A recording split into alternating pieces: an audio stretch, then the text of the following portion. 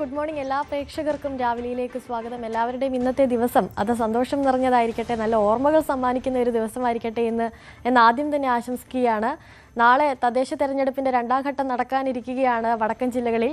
അപ്പോൾ അതെങ്ങനെ പുരോഗമിക്കുന്നു? ഇന്ന് നിശബ്ദ പ്രചാരണമാണ്, അതിന്റെ വിവരങ്ങളൊക്കെ അറിയേണ്ടതുണ്ട്. അതിലേക്കൊക്കെ നമുക്ക് പോകാം. ഒപ്പം മറ്റു ചില പ്രധാനപ്പെട്ട വാർത്തകൾ കൂടിയുണ്ട്, അതിലേക്കൊക്കെ പോകേണ്ടതുണ്ട്. ആദ്യം നമുക്ക് നോക്കാം പ്രധാന വാർത്തകൾ.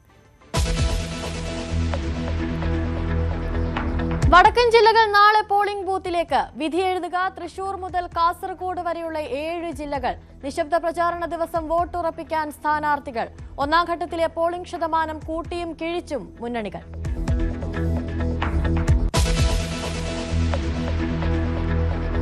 രണ്ടാം ബലാത്സംഗ കേസിൽ രാഹുൽ മാങ്കൂട്ടത്തിന്റെ മുൻകൂർ ജാമ്യാപേക്ഷയിൽ വിധി ഇന്ന്. വിധി പറയുക തിരുവനന്തപുരം സെഷൻസ് കോടതി. രാഹുൽ ഈശ്വറിനെ കസ്റ്റഡിയിൽ വാങ്ങാൻ അപേക്ഷ നൽകും. പരാതിക്കാരി അധിക്ഷേപിച്ച കേസിൽ സന്ദീപ് വാര്യരുടെ മുൻകൂർ ജാമ്യ ഹർജിയും കോടതിയിൽ.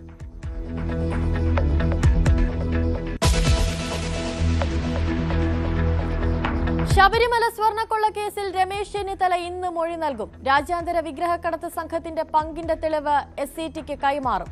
മൊഴി നൽകുക. ക്രൈംബ്രാഞ്ച് ആസ്ഥാനത്തെത്തി ED സമർപ്പിച്ച ഹർജി കൊല്ലം വിജിലൻസ് കോടതി പരിഗണിക്കും.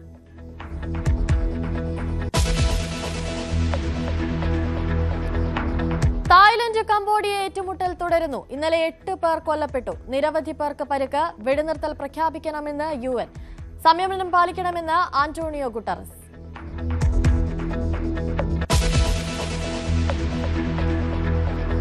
കട്ടയ്ക്ക് 2020-ൽ ദക്ഷിണാഫ്രിക്കയെ എറിഞ്ഞിട്ട് ഇന്ത്യ. സന്ദർശകരെ തകർത്തത് 101 റൺസിന്. ടോപ്പ് സ്കോററായി ഹാർദിക് പാണ്ഡെ. രണ്ടാം മത്സരം വ്യാഴാഴ്ച.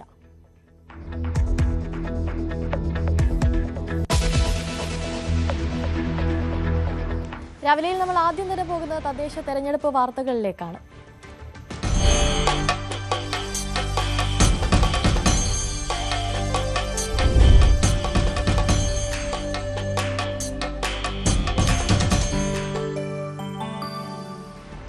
നമുക്കൊക്കെ അറിയാം, തദ്ദേശ തെരഞ്ഞെടുപ്പിന്റെ രണ്ടാം ഘട്ടം നാളെ നടക്കാനിരിക്കുകയാണ്. രണ്ടാം ഘട്ട വോട്ടെടുപ്പിന്റെ തൃശൂർ മുതൽ കാസർഗോഡ് വരെയുള്ള 7 ജില്ലകളിലായിരിക്കും വോട്ടെടുപ്പ് നടക്കുക. 604 തദ്ദേശ സ്ഥാപനങ്ങളിലെ 12,391 വാർഡുകളിലായിരിക്കും വിധിയെഴുത്തുണ്ടാവുക. മലപ്പുറത്തിനും വയനാടിനും പുറമെ മറ്റു ജില്ലകളിലും മികച്ച പ്രകടനം ഇത്തവണ ഉണ്ടാകുമെന്നാണ് UDF പ്രതീക്ഷ വയ്ക്കുന്നത്. കഴിഞ്ഞ തവണത്തെ ആധിപത്യം തുടരാനാകുമെന്ന കണക്കുകൂട്ടലിലാണ് LDF. സംസ്ഥാനത്ത് UDFന്റെ കയ്യിലുള്ള ഏക കോർപ്പറേഷനായ കണ്ണൂരും നാളെയാണ് വിധി എഴുതുന്നത്. മുഖ്യമന്ത്രിയും KPCC പ്രസിഡന്റിന്റെയും സ്വന്തം ജില്ല ഇക്കുറി വാശിയേറിയ പോരാട്ടത്തിനാണ് സാക്ഷ്യം വഹിക്കുന്നത്. CV അനുമോദ് മലപ്പുറത്ത് നിന്നും ചേരുന്നുണ്ട്. ഒപ്പം KV ബൈജു കാസർഗോഡ് നിന്നും ചേരുന്നുണ്ട്. ആദ്യം നമുക്ക് CV അനുമോദിലേക്ക് പോകാം. അനുമോദ്, മലപ്പുറത്ത് നിശബ്ദ പ്രചാരണമൊക്കെ എങ്ങനെ പുരോഗമിക്കുന്നു?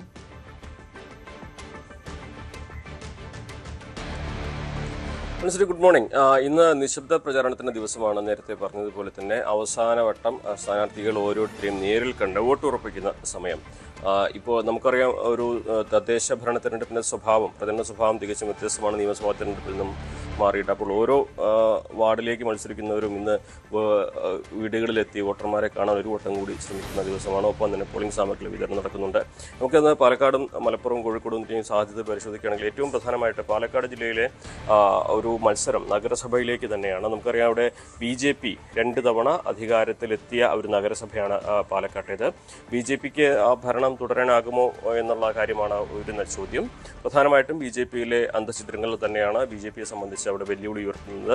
അവിടെ കൃഷ്ണകുമാർ വിഭാഗവും അതുപോലെ തന്നെ മറുവശത്ത് അദ്ദേഹത്തെ എതിർക്കുന്നവരും പരസ്യമായി തന്നെ ഏറ്റുമുട്ടുന്ന ഒരു സാഹചര്യം, പ്രസ്താവന നടത്തുന്ന സാഹചര്യമൊക്കെ നമ്മൾ കണ്ടതാണ്. അപ്പോൾ ആ ഒരു ഭിന്നത പ്രചരണത്തിൽ ഏതെങ്കിലും തരത്തിൽ തിരിച്ചടിയായിട്ടുണ്ടോ, അത് എങ്ങനെ UDF ഉപയോഗപ്പെടുത്തി LDF ഉപയോഗപ്പെടുത്തുന്നു എന്നാണ് പാലക്കാട് നഗരസഭയെ കണ്ടറിയേണ്ട കാര്യം. ഒപ്പം തന്നെ മണ്ണാർക്കാട് നിലവിൽ UDFനാണ്, പക്ഷെ അവിടെ LDFന് ഒരു പ്രതീക്ഷ ഉണ്ടായിരുന്നത്, അതിന് വിഘാതമായി നിൽക്കുന്നത് PK ശശി വിഭാഗക്കാരുടെ മത്സരം തന്നെയാണ്. അവർ LDFനെതിരെ മത്സരിക്കുമ്പോൾ സ്വാഭാവികമായിട്ടും അവിടെയും മത്സരം കടുക്കുകയാണ്. UDFന് സാധ്യതകൾ വർദ്ധിപ്പിക്കുന്ന ഒരു സാഹചര്യം ഉണ്ടാവുകയാണ്. മലപ്പുറത്തേക്ക് ഇറങ്ങും. മലപ്പുറത്ത് നിലവിൽ UDFന് വലിയ മേൽക്കോയ്മയുള്ള ഒരു ജില്ലയാണ്. ജില്ലാ പഞ്ചായത്തിലേക്കാവട്ടെ, തദ്ദേശ ഭരണ സ്ഥാപനങ്ങളിലേക്കാകട്ടെ, അതേപോലെ നഗരസഭകളിലേക്കും ബ്ലോക്ക് പഞ്ചായത്തിലൊക്കെ തന്നെ UDFന്റെ ഒരു മേൽക്കോയ്മ നിലനിൽക്കുന്നുണ്ട്. അവിടെ LDF എവിടെയെല്ലാം നേട്ടം കൊയ്യാം എന്നുള്ള ഒരു കണക്കൂട്ടലാണ് അവരെ സംബന്ധിച്ചിട്ടുള്ളത്. കഴിഞ്ഞ തന്നെ നേടിയ നഗരസഭകളെക്കാട്ടിലും മറ്റ് തദ്ദേശഭരണ സ്ഥാപനങ്ങളെക്കാട്ടിലും നേട്ടം കൈവരിക്കുക എന്നൊരു ഉദ്ദേശമാണ് മലപ്പുറത്ത് LDF-നെ സംബന്ധിച്ചുള്ളത്. കടുത്ത മത്സരം നടക്കുന്നുണ്ട്. തിരൂരൊക്കെ നിലവിൽ UDF ആണ്. അവിടെയൊക്കെ കടുത്ത മത്സരമാണ് നടക്കുന്നത്. അതുപോലെ പരപ്പനങ്ങാടി നമ്മൾ കണ്ടതാണ്. നിയാസ് പുളിക്കൽ പോലത്തെയുള്ള നേതാക്കളൊക്കെ മുൻനിർത്തിയാണ് അവിടെ LDF-ന്റെ പോരാട്ടം നടക്കുന്നത്.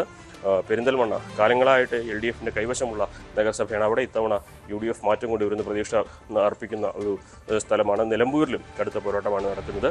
അങ്ങനെ LDF UDF തമ്മിൽ നേർക്കുനേർ പോരാടുന്ന നഗരസഭകളുണ്ട്. അവിടെ മലപ്പുറത്ത് ഏറ്റവും അധികം ചർച്ചയായതും കഴിഞ്ഞ ദിവസങ്ങളിലൊക്കെ UDF-ന്റെ ജമാഅത്തെ ഇസ്ലാമി വെൽഫെയർ പാർട്ടിയുമായിട്ടുള്ള സഹകരണമാണ്. LDF അതിനെ കടന്നാക്രമിച്ചുകൊണ്ടാണ് അവരുടെ പ്രചരണം നടത്തിയിട്ടുള്ളതൊക്കെ തന്നെ. സംസ്ഥാന വ്യാപകമായിട്ട് ഈ ഒരു സഹകരണം LDF പ്രചരണ വിഷയമാക്കുകയും മുഖ്യമന്ത്രിയും മറ്റു നേതാക്കളും ഒക്കെ അത് എല്ലാ വേദികളിലും പരസ്യമായിട്ട് UDF-നെതിരെ ഉപയോഗിക്കുകയും ചെയ്ത ഒരു കാര്യമാണ്. അതിനെ ന്യായീകരിക്കുന്നത് അവർക്കൊപ്പം LDF-നൊപ്പം നിൽക്കുമ്പോൾ വെൽഫെയർ പാർട്ടിയും ജമാഅത്തെയും വിശുദ്ധരെന്നും UDF-നൊപ്പം നിൽക്കുമ്പോൾ അവർ തൊട്ടുകൂടാത്തവരാണെന്നുമുള്ള പ്രചാരണമാണ് LDF നടത്തുന്നതാണ് UDF-ന്റെ മറുപടിയായിട്ടുള്ളത്. അതുപോലെ പ്രഖ്യാപിതമായിട്ടുള്ള ഒരു സഖ്യമല്ല, മറിച്ച് താഴെത്തട്ടിലുള്ള സഹകരണം മാത്രമാണ്. അത് പ്രാദേശികമായിട്ടുള്ള നീക്കുപോക്കാണ് എന്നാണ് UDF-ന്റെ ഭാഗത്തുള്ള വിശദീകരണം. ഇതേ മുൻനിർത്തി തന്നെയാണ് വലിയ തോതിൽ തന്നെ പ്രചരണം നടത്തിയിട്ടുള്ളത്. അതുപോലെ മലപ്പുറത്ത് മറ്റൊരു പ്രധാനപ്പെട്ട തെരഞ്ഞെടുപ്പിൻ്റെ ഒരു ചർച്ചാ വിഷയമായത് പൊന്മുണ്ടത്ത് ലീഗ് കോൺഗ്രസ് പരസ്പരം ഏറ്റുമുട്ടുന്നതാണ്. ലീഗിനെതിരെ അവിടെ കോൺഗ്രസ് ജനകീയ സഖ്യമുണ്ടാക്കി ഇടതുപക്ഷത്തോടൊപ്പം ചേർന്ന് മത്സരിക്കുന്നു എന്നുള്ള പ്രത്യേകതയും ഉണ്ട്. അത്തരത്തിൽ ചിലയിടങ്ങളിലൊക്കെ ചെറിയ ഭിന്നതകളുണ്ടെങ്കിൽ പോലും മലപ്പുറത്തിന് UDF-നെ സംബന്ധിച്ച് കഴിഞ്ഞ തവണത്തേക്കാൾ ഐക്യത്തോടെ മുന്നോട്ട് പോകുന്നു എന്നൊരു ആത്മവിശ്വാസം തന്നെയാണ് അവർ പങ്കുവയ്ക്കുന്നത്.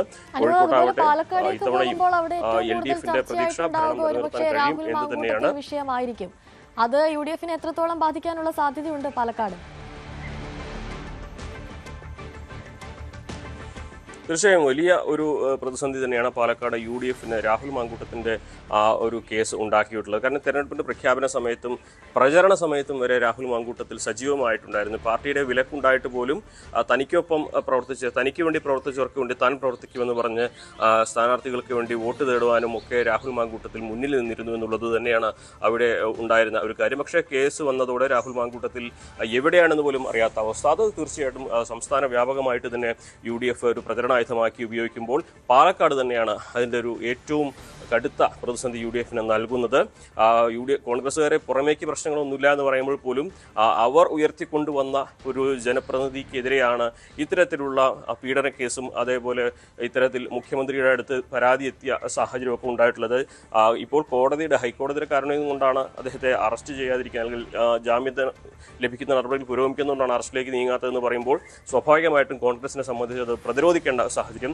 അവിടെ BJP-ക്കെതിരെ കടന്നാക്രമണം നടത്തി പ്രചരണം നടത്തുന്ന സമയത്ത് അതിനു പകരം രാഹുൽ മാങ്കൂട്ടത്തിലിൻ്റെ പ്രതിരോധിക്കേണ്ട സാഹചര്യം അവിടുത്തെ കോൺഗ്രസിന് വന്നു എന്നുള്ളതാണ് അവിടെ ഏറ്റവും ഒരു തലവേദനയായി തീർന്നിരിക്കുന്നത്. അതുതന്നെയാണ് ഈ പ്രചരണത്തിൻ്റെ അവസാന ഘട്ടത്തിൽ അവിടെ UDF-നെ സംബന്ധിച്ച് തിരിച്ചടി ഉണ്ടാക്കുന്ന, തലവേദന ഉണ്ടാക്കുന്ന ഒരു സാഹചര്യം. ഇതൊക്കെ മുതലെടുക്കാവുന്ന പ്രതീക്ഷയാണ് അവിടെ LDF-നുള്ളത്. BJP ആവട്ടെ അവരുടെ അന്തഛിദ്രത്തിൻ്റെ ആ ഒരു പ്രശ്നങ്ങൾ രാഹുൽ മാങ്കൂട്ടത്തിലിൻ്റെ വിവാദം കൊണ്ട് പരിഹരിക്കാൻ കഴിയുമെന്നൊരു പ്രതീക്ഷയാണ് അവർ വെച്ച് പുലർത്തുന്നത്. ഇതിനാണെങ്കിലും രാഹുൽ മാങ്കൂട്ടത്തിലിൻ്റെ വിവാദം UDF-നെ എങ്ങനെ ബാധിച്ചിരിക്കുന്നു എന്നുള്ളതിൻ്റെ നേർദൃഷ്ടാന്തമാകും പാലക്കാട്ടെ തെരഞ്ഞെടുപ്പ് ഫലം. അനുമതി, പ്രശ്നബാധിത ബൂത്തുകൾ ഏതെങ്കിലും ഉണ്ടോ? തെരഞ്ഞെടുപ്പ് കമ്മീഷൻ മുന്നൊരുക്കങ്ങളൊക്കെ ആരംഭിച്ചിട്ടുണ്ടോ അവിടങ്ങളിൽ?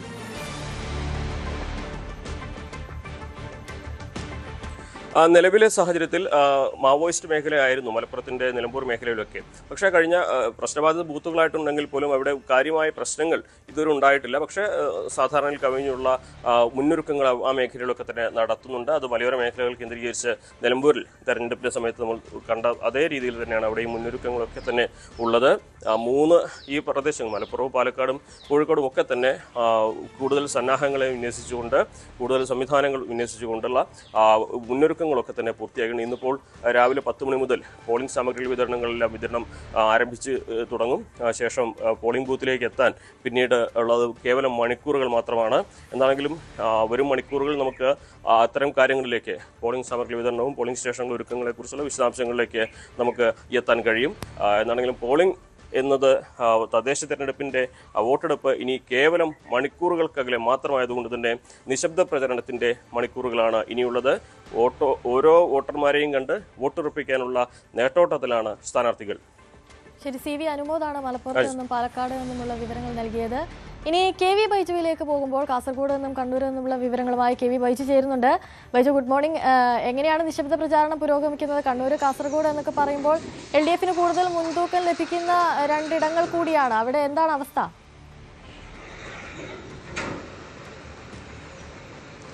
തീർച്ചയായും മനസ്സിലായി. Good morning.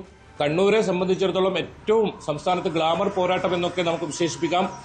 അനുസരി സൂചിപ്പിച്ചതുപോലെ തന്നെ കണ്ണൂരായാലും കാസർഗോഡായാലും ഇടതിന് തന്നെയാണ് മേൽക്കൈ. മുഖ്യമന്ത്രിയുടെ സ്വന്തം ജില്ല, അതോടൊപ്പം KPCC പ്രസിഡന്റിന്റെ ജില്ല, അങ്ങനെ പല വിശേഷങ്ങളുണ്ട്. ഏതായാലും കണ്ണൂർ ജില്ലയിലെ ഏറ്റവും പ്രധാനമായി ഉറ്റുനോക്കുന്നത് കോർപ്പറേഷൻ മത്സരം തന്നെയാണ്. കാരണം സംസ്ഥാനത്ത് 6 കോർപ്പറേഷനുകളിൽ UDF-ന്റെ കയ്യിലുള്ള ഏക കോർപ്പറേഷനാണ് കണ്ണൂർ. അത് നഗരപ്രദേശങ്ങളിൽ UDF-ന് മേൽക്കൈ നേടുമ്പോഴും ഗ്രാമപ്രദേശങ്ങൾ മുഴുവൻ ഇടതിന്റെ കോട്ടകൾ എന്നൊക്കെ പറയാവുന്ന ഒരു സ്ഥലമാണ് കണ്ണൂർ. ഈ കോർപ്പറേഷനിൽ ഇത്തവണ ഈ ഇടതുമുന്നണി അത് പിടിച്ചെടുക്കും എന്ന ഒരു അവകാശവാദവുമായാണ് ശക്തമായി മത്സരരംഗത്തുള്ളത്. അതേപോലെ തന്നെ ജില്ലാ പഞ്ചായത്തിലെ മത്സരം, ജില്ലാ പഞ്ചായത്തിനെ സംബന്ധിച്ചിടത്തോളം LDF-ന് മൃഗീയ ഭൂരിപക്ഷമാണെങ്കിലും PP ദിവ്യ സ്ഥാനമൊഴിഞ്ഞ വിവാദങ്ങളൊക്കെ ഉണ്ടായ ജില്ലാ പഞ്ചായത്തിലെ മത്സരവും ഏവരും ഉറ്റുനോക്കുന്നത് തന്നെയാണ്.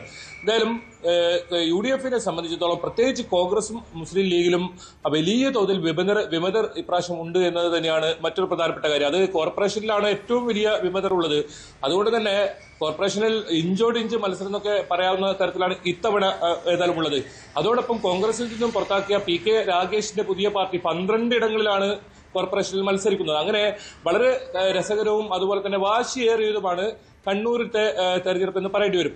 അതോടൊപ്പം കാസർഗോഡേക്ക് വന്നു കഴിഞ്ഞാൽ കാസർഗോഡും ജില്ലാ പഞ്ചായത്താണ് ഏറ്റവും ശക്തമായ മത്സരം നടക്കുന്നത്. കാരണം ജില്ലാ പഞ്ചായത്തിൽ ഒരു LDF സ്വതന്ത്രന്റെ പിന്തുണയോടുകൂടിയാണ് LDF-ന് ഭരണം ലഭിച്ചിരുന്നത്.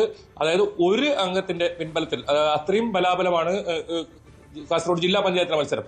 അതുകൊണ്ട് തന്നെ ഇത്തവണ LDF ഏത് വിധേയനെയും അത് നിലനിർത്താനുള്ള ശ്രമം നടക്കുമ്പോഴും മാറിയും മറിഞ്ഞും പിന്തുണയ്ക്കുന്ന ഓരോ മുന്നണികളെയും ഉള്ള ജില്ലാ പഞ്ചായത്ത് ഭരണം പിടിച്ചെടുക്കാനാണ് UDF-ന്റെ പ്രധാനമായ ശ്രമം. ഇവിടെയും കാസർഗോഡ് ജില്ലയിലെയും UDF-നെ സംബന്ധിച്ചിടത്തോളം തലവേദനയാവുന്നത് വിമതന്മാർ തന്നെയാണ്. കാസർഗോഡ് നഗരസഭയിൽ വന്നാൽ മുസ്ലിം ലീഗിന് വർഷങ്ങളായി മുസ്ലിം ലീഗ് ഭരിക്കുന്ന കാസർഗോഡ് നഗരസഭയിൽ 6 വിമതരാണുള്ളത്. അതായത് അവിടെ ഏറ്റവും പ്രധാനപ്പെട്ടത് പ്രതിപക്ഷമായ BJP ആണ്. വർഷങ്ങളായി BJP-യും മുസ്ലിം ലീഗും തമ്മിൽ 7 സീറ്റിന് വ്യത്യാസമുള്ള ഒരു നഗരസഭയാണ് കാസർഗോഡ്. അവിടെ 6 വിമതന്മാരാണ് കോൺഗ്രസിനെ സംബന്ധിച്ചിടത്തോളം ഉള്ളത്. അങ്ങനെ അത്തരത്തിൽ വളരെ പ്രതീക്ഷയോടെ BJP പ്രതീക്ഷയോടെ കാത്തിരിക്കുന്നത് അവിടെ തന്നെയാണ്. കാസർഗോഡ് ജില്ലയിൽ ശക്തമായ ഒരു ത്രികോണ മത്സരങ്ങളാണ് പല ഗ്രാമപഞ്ചായത്തുകളിലേക്കും അതുപോലെ തന്നെ ബ്ലോക്ക് പഞ്ചായത്തുകളിലേക്കും ഒക്കെ ഉള്ളതെന്ന് പറയേണ്ടി വരും. ഏതായാലും നീലേശ്വരം നഗരസഭയും കാഞ്ഞങ്ങാട് നഗരസഭയും LDF-നോടൊപ്പമാണ്. അതിൽ നീലേശ്വരം LDF-നെ സംബന്ധിച്ചിടത്തോളം വലിയ പ്രയാസമില്ലെങ്കിലും കാഞ്ഞങ്ങാട് ഒരു ഇഞ്ചോടിഞ്ച് മത്സരം നടക്കുന്നുണ്ട് എന്ന് പറയേണ്ടി വരും. ബ്ലോക്ക് പഞ്ചായത്തുകളിൽ 6-ൽ 4-ഉം LDF-നൊപ്പം എന്ന ഒരു പ്രത്യേകതയുണ്ട്. അങ്ങനെ ഇടതിന്റെ വലിയ മേൽക്കൈയുള്ള ഒരു ജില്ലയാണ്.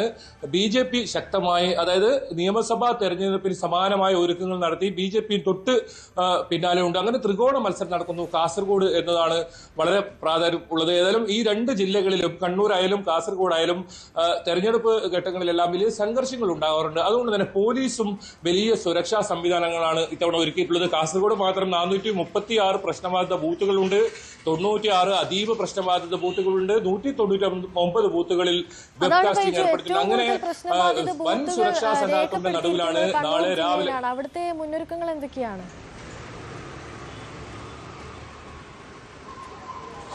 തീർച്ചയായും കഴിഞ്ഞ ദിവസങ്ങളിലൊക്കെ പോലീസ് വലിയ തോതിൽ ഇതുമായി ബന്ധപ്പെട്ട് നിർദ്ദേശങ്ങൾ നൽകിയിരുന്നു. അതുകൊണ്ട് തന്നെയാണ് കൊട്ടിക്കലാശം പോലും അത്തരത്തിൽ അനുമതി നൽകാത്ത സാഹചര്യം ഉണ്ടായിരുന്നത്. ഈ കൊട്ടിക്കലാശ ദിവസങ്ങളിലൊക്കെ വലിയ തോതിൽ സംഘർഷം ഉണ്ടാകാറുണ്ട്. ഇന്നലെ കേന്ദ്രീകൃത കൊട്ടിക്കലാശം ഇല്ലാതിരുന്നിട്ടും പഴയങ്ങാടിയിൽ CPM ലീഗ് സംഘർഷമുണ്ടായി. കാസർഗോഡ് ജില്ലയിലെ തൃക്കരിപ്പൂരിൽ ലീഗ് CPM BJP സംഘർഷമുണ്ടായി. അതിനാൽ പോലീസ് കഴിഞ്ഞ ദിവസങ്ങളിൽ ഈ സംഘർഷബാധിത പ്രദേശങ്ങളിലൊക്കെ റൂട്ട് മാർച്ച് നടത്തുന്ന സാഹചര്യം ഉണ്ടായിരുന്നു. കൂടുതൽ പോലീസിനെ മറ്റ് ജില്ലകളിൽ നിന്ന്, അതായത് ഇപ്പോൾ വോട്ടെടുപ്പ് പൂർത്തിയായ 7 ജില്ലകളിൽ നിന്നുള്ള പോലീസ് ഉദ്യോഗസ്ഥർ ഇങ്ങനെ എത്തുന്നുണ്ട്. കാസർഗോഡായാലും കണ്ണൂരായാലും അധികം പോലീസുകൾ വരുന്നുണ്ട്. അതായത് കൃത്യമായ നിരീക്ഷണം ഉണ്ടാകും. ഏതെങ്കിലും തരത്തിൽ ഈ കള്ളവോട്ടൊക്കെ കൂടുതൽ നടത്തുന്നത് ഈ കണ്ണൂർ ജില്ലകളിലും അതുപോലെ തന്നെ കാസർഗോഡ് ജില്ലകളിലുമാണ്. അതുകൊണ്ട് തന്നെ വളരെ ശ്രദ്ധയോടുകൂടി അത്തരത്തിൽ നിരീക്ഷണം നടത്തി ഒരു സുഗമമായ തെരഞ്ഞെടുപ്പ്, അങ്ങനെയാണ് ഇപ്പോൾ തെരഞ്ഞെടുപ്പ് കമ്മീഷൻ ഉദ്ദേശിക്കുന്നത്. അതിനുള്ള എല്ലാ ഒരുക്കങ്ങളും പൂർത്തിയായിട്ടുണ്ട്. ഈ പോളിംഗ് സ്റ്റേഷനിലെ സാമഗ്രികളുടെ വിതരണമൊക്കെ ഇപ്പോൾ അല്പസമയത്തിനകം, അതായത് 8 മണിയോടുകൂടി ആരംഭിക്കുമെന്നാണ് ജില്ലാ കളക്ടർ ഉൾപ്പെടെ അറിയിച്ചിട്ടുള്ളത്. അത്തരം കാര്യങ്ങളിലേക്ക് കടക്കുന്നു. അതോടൊപ്പം സുരക്ഷ ശക്തമാക്കുന്നു. ഏതെങ്കിലും തരത്തിൽ ഇന്ന് നിശബ്ദ പ്രചരണത്തിന്റെ ദിവസമാണ്. ഏതെങ്കിലും തരത്തിൽ മറ്റു തരത്തിലുള്ള ഈ നിയമലംഘനം നടത്തുന്നവർക്കെതിരെ ശക്തമായ നടപടി ഉണ്ടാകുമെന്നും പറയുന്നുണ്ട്. അതുകൊണ്ട് തന്നെ വളരെ നിരീക്ഷണം ശക്തമാക്കും. കൂടുതൽ പോലീസുകൾ ഉണ്ടാകും. നാളെ വെബ്കാസ്റ്റിംഗ് ഉൾപ്പെടെ ഈ ബൂത്തുകളിൽ, അതായത് അതീവ പ്രശ്നബാധിത ബൂത്തുകളിൽ വെബ്കാസ്റ്റിംഗ് ഉൾപ്പെടെ ഏർപ്പെടുത്തിയിട്ടുണ്ട്. അങ്ങനെ വളരെ കൃത്യമായ തയ്യാറെടുപ്പുകൾ എല്ലാം പൂർത്തിയായിരിക്കുന്നു എന്നാണ് 2 ഇടങ്ങളിൽ നിന്നുള്ള ജില്ലാ ഭരണാധികാരികളും അറിയിക്കുന്നത്. ഏതായാലും സുഗമമായ തെരഞ്ഞെടുപ്പ് നടത്താനുള്ള എല്ലാ ഒരുക്കങ്ങളും പൂർത്തിയായിട്ടുണ്ട്. അതുപോലെ തന്നെ പാർട്ടികളെ സംബന്ധിച്ചിടത്തോളം ഇനി ഓരോ മണിക്കൂറും വിലപ്പെട്ടതാണ്. ഏറ്റവും അവസാനമായും പരമാവധി വോട്ടർമാരെ കാണാനുള്ള ഒരു തയ്യാറെടുപ്പിൽ തന്നെയാണ്. ഇന്നലെ രാത്രി ഏറെ വൈകിയും കുടുംബയോഗങ്ങളും അത്തരം കാര്യങ്ങളൊക്കെ ഇന്നലെ ഉണ്ടായിരുന്നു. ഇന്നും ഓരോ നിമിഷവും അത്തരത്തിൽ വിലപ്പെട്ടതാണ്. അങ്ങനെ ഓരോ വോട്ടർമാരെ കണ്ട് അവസാന വോട്ടുറപ്പിക്കാനുള്ള ഒരു തയ്യാറെടുപ്പിലാണ് വടക്കൻ ജില്ല. അനുശ്രീ. ശരി, CV അനുമോദും KV ബൈജുവുമാണ് കൂടുതൽ വിവരങ്ങൾ നൽകിയത്. സംസ്ഥാനത്ത് തദ്ദേശ തെരഞ്ഞെടുപ്പിന്റെ ആദ്യഘട്ടത്തിൽ 70.9% പോളിംഗ് രേഖപ്പെടുത്തി. പോളിംഗ് ശതമാനത്തിൽ എറണാകുളം ജില്ലയാണ് ഏറ്റവും മുന്നിൽ. 74.58%. കുറവ് തിരുവനന്തപുരത്താണ് 67.4%. കൊല്ലം 70.36%. പത്തനംതിട്ട 66.78%. ആലപ്പുഴ 73.76%. കോട്ടയം 70.94%. ഇടുക്കി 71.77% എന്നിങ്ങനെയാണ് മറ്റു ജില്ലകളിലെ കണക്കുകൾ. തിരുവനന്തപുരം കോർപ്പറേഷനിൽ 58.24%. കൊല്ലം കോർപ്പറേഷൻ 63.32%. എറണാകുളം കോർപ്പറേഷൻ 65.52% പേർ വോട്ട് ചെയ്തിട്ടുണ്ട്. ആലപ്പുഴയിൽ തദ്ദേശ തെരഞ്ഞെടുപ്പിൽ രേഖപ്പെടുത്തിയത് മികച്ച പോളിംഗ് ആണ്. ചേർത്തല നഗരസഭയിലും തൈക്കാട്ടുശ്ശേരി ബ്ലോക്ക് പഞ്ചായത്ത് പരിധിയിലുമാണ് പോളിംഗ് ശതമാനത്തിൽ മുന്നേറ്റമുണ്ടാക്കിയത്. ശക്തമായ ത്രികോണ മത്സരത്തിന് കളമൊരുങ്ങിയെങ്കിലും പൊതുവെ തെരഞ്ഞെടുപ്പ് സമാധാനപരമായിരുന്നു. 73.75% ആലപ്പുഴയിലെ പോളിംഗ് ശതമാനം. രാവിലെ മുതൽ തന്നെ ഉയർന്ന പോളിംഗ് ശതമാനത്തിലേക്കുള്ള സൂചനകൾ നൽകി വലിയ തിരക്കാണ് ബൂത്തുകൾ അനുഭവപ്പെട്ടത്. ഉച്ചയോടടുത്തപ്പോൾ തന്നെ നഗരസഭകളിലും ഗ്രാമപഞ്ചായത്തുകളിലും പോളിംഗ് 50% പിന്നിട്ടു. നഗരസഭകളിൽ 79.53% പോളിംഗോടെ ചേർത്തലയും ബ്ലോക്ക് പഞ്ചായത്ത് പരിധിയിൽ 84.12% പോളിംഗ് രേഖപ്പെടുത്തി തൈക്കാട്ടുശ്ശേരിയും പോളിംഗ് ശതമാനത്തിൽ മുന്നിലെത്തി.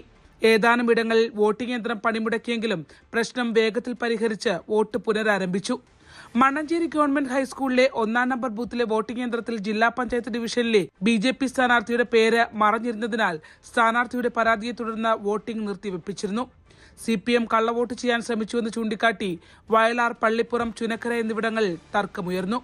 കായംകുളം MSM ഹയർ സെക്കൻഡറി സ്കൂളിൽ രാത്രി 7 വരെ പോളിംഗ് നീണ്ടു. കഴിഞ്ഞ തവണ LDFന് മൃഗീയ ഭൂരിപക്ഷമാണ് ഗ്രാമപഞ്ചായത്തുകളിൽ ആലപ്പുഴയിൽ ലഭ്യമായത്. 72-ൽ 53 LDF പിടിച്ചടക്കിയിരുന്നു. എന്നാൽ ആ വിജയം ഇത്തവണ ആവർത്തിക്കുമോ എന്ന കാര്യത്തിൽ സംശയമുണ്ട്. 12 ബ്ലോക്ക് പഞ്ചായത്തിൽ വെളിയനാട് മാത്രമാണ് UDFനുണ്ടായിരുന്നത്. ആ ചിത്രത്തിനും മാറ്റം വരും. നഗരസഭകളിലേക്ക് കടക്കുമ്പോൾ കായംകുളത്തും മാവേലിക്കരയിലും തിരിച്ചടിക്ക് സാധ്യതയുണ്ട്. ജില്ലാ പഞ്ചായത്ത് ഡിവിഷനുകളിലും UDF നില മെച്ചപ്പെടുത്തിയേക്കും. മാവേലിക്കര നഗരസഭയിൽ ഉൾപ്പെടെ BJPക്കുണ്ടാകാൻ പോകുന്ന കുതിപ്പ് തദ്ദേശ തെരഞ്ഞെടുപ്പിൽ ആരെയാണ് ബാധിക്കുക എന്ന് വേണം കാത്തിരുന്നു കാണാൻ. ന്യൂസ് 18 ആലപ്പുഴ.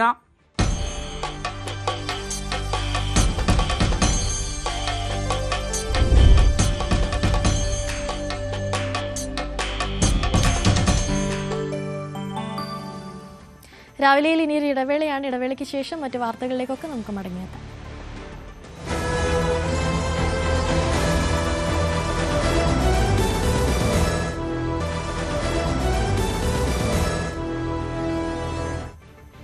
ബലാത്സംഗ കേസിൽ അറസ്റ്റ് തടയണമെന്നാവശ്യപ്പെട്ട് രാഹുൽ മാങ്കൂട്ടത്തിൽ സമർപ്പിച്ച മുൻകൂർ ജാമ്യാപേക്ഷയിൽ തിരുവനന്തപുരം പ്രിൻസിപ്പൽ സെഷൻസ് കോടതി ഇന്ന് വിധി പറയും. കഴിഞ്ഞ ദിവസം പ്രോസിക്യൂഷന്റെയും പ്രതിഭാഗത്തിന്റെയും വാദങ്ങൾ കോടതി വിശദമായി കേട്ടിരുന്നു. അന്വേഷണത്തിന് മേൽനോട്ടം വഹിക്കുന്ന AG പൂങ്കുഴലി 23-കാരിയെ നേരിൽ കണ്ട് രേഖപ്പെടുത്തിയ മൊഴി സീൽ ചെയ്ത കവറിൽ പ്രോസിക്യൂഷൻ കോടതിയിൽ സമർപ്പിച്ചിട്ടുണ്ട്. അതേസമയം പരാതി രാഷ്ട്രീയ പ്രേരിതമെന്ന ആരോപണമാണ് പ്രതിഭാഗത്തിന്റേത്.